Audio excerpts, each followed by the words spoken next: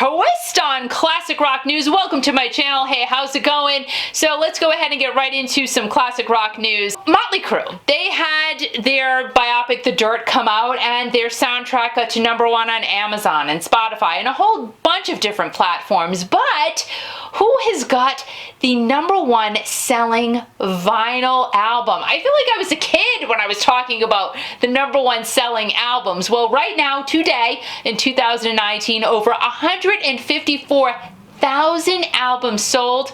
Well, that honor goes to the soundtrack of Bohemian Rhapsody. How flipping cool is that? So Andrew McCartan, he actually wrote the script for Bohemian Rhapsody. He's in the process of writing the Broadway musical for the life story of Neil Diamond, who actually had to walk away suddenly from his career because he has Parkinson's disease. That has no title yet, no release date, no anything. It is in the process, so that will be interesting, of course, and pretty amazing to watch his life story be told on a Broadway stage. So again, Bohemian Rhapsody has the top-selling vinyl album of 2019. Pretty cool.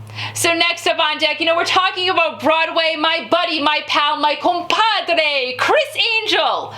He actually just posted something saying that his dream came true. He has got his show on Broadway.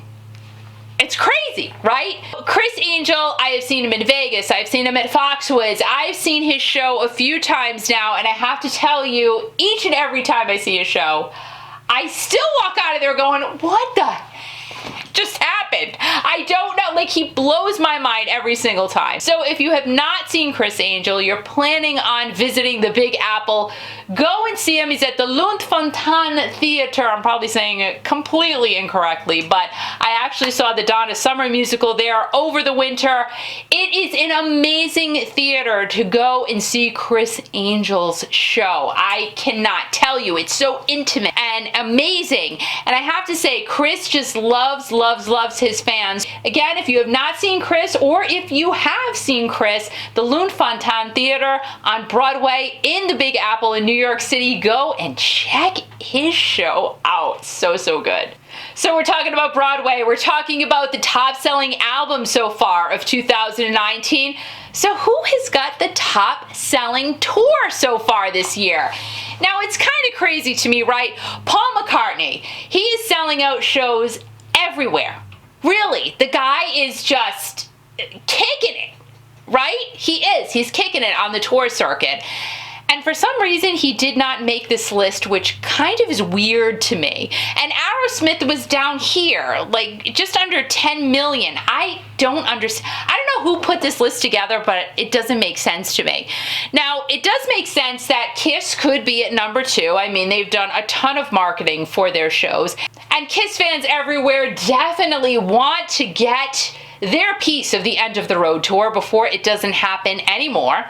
So they are #2, and they're like at 58.1 million in sales. But at the top of the heap, I love these guys. I mean, they've got their hands into everything, is Metallica. Just under 70 million in sales so far in 2019. They are at the top of tour sales this year. But again, why Paul McCartney is not on that list, I don't understand. The Rolling Stones, I'm sure, are going to be on that list very soon. And Aerosmith, they've got to be up there, right? They got to be right around the Kiss area, I'm thinking. So again, I don't know who put this list together, but I don't get it.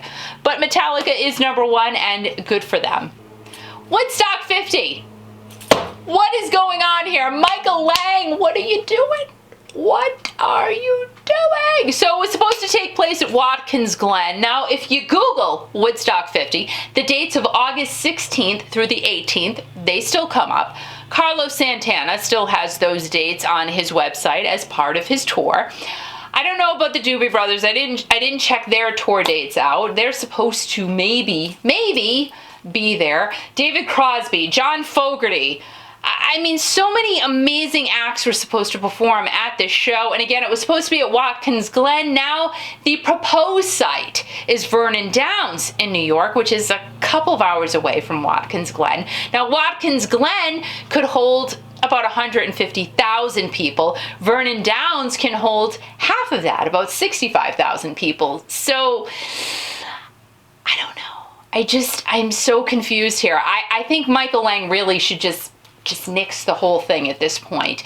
The permit for a mass amount of people was just submitted. And again, that sometimes takes up to a couple of months to be processed and executed. So I just don't know what's happening. And the artists have not even been contacted about where the potential new site is. So again, Michael Lang, maybe push it off. Maybe have it in the fall or even have it at the beginning of next year. No, it's not going to be on the weekend that the original Woodstock happened, but it's kind of not going to happen right now because we don't even have tickets. How do you get in? I don't know how you. I can't say to the little ticket person, oh, I just want to go inside, and they're going to say, get out. You don't have a ticket. And I'm going to say, but there were no tickets. I don't know what to do. I personally cannot scale a fence. I just think, again, another date, another place, another time. Because this really could have potentially been a great, great concert. It's just not going to happen in August. It's just, I'm sorry. I'm sorry. I'm not sorry. I'm sorry. It's just not going to happen. So again, Woodstock 50, just keeping you up to date and up to snuff with what is not happening on Woodstock 50.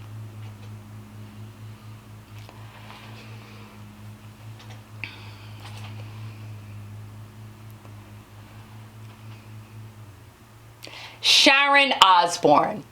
I love that woman. I just love that woman. So President Trump tweeted out something a few days ago, and in that tweet it included Sharon's husband Ozzy's song Crazy Train. Oh no, no, no, no, no, no, no. And why do I say no? Well, because the president did not ask for permission to use Ozzy's song Crazy Train. You do not cross Sharon. You just don't do it. You tread lightly. You ask permission. You say, please, can I use Ozzy's Crazy Train song? Or maybe even DJ Cummerbund's Crazy Train hot mix, whatever mashup. That's what it's called, a mashup. I freaking love DJ Cummerbund's Crazy Train mashup. I cannot tell. I'm going to link that because that is so good. Anyway, so Sharon said, I don't think so. I don't think you can use that song, and I know you cannot use that song. No response from the president on what Sharon has said. Are we really surprised? Don't use another artist's song unless you have permission. It's just not nice. It's just not. So what is going on with Steve Perry? Well, a whole bunch. He DJ'd for a 4th of July presentation on a radio station. He DJ'd at another radio station a few days back. He's not here yet. He's not, but, and I'm still waiting for my t-shirt, by the way. It's been 2 weeks now. I ordered a t-shirt, a Steve Perry t-shirt. It's a reproduction, like I said, but I did order it. And maybe I will still be around on this planet by the time I receive it. Maybe I will not. I don't know. But Steve Perry has not contacted me yet. I think he will.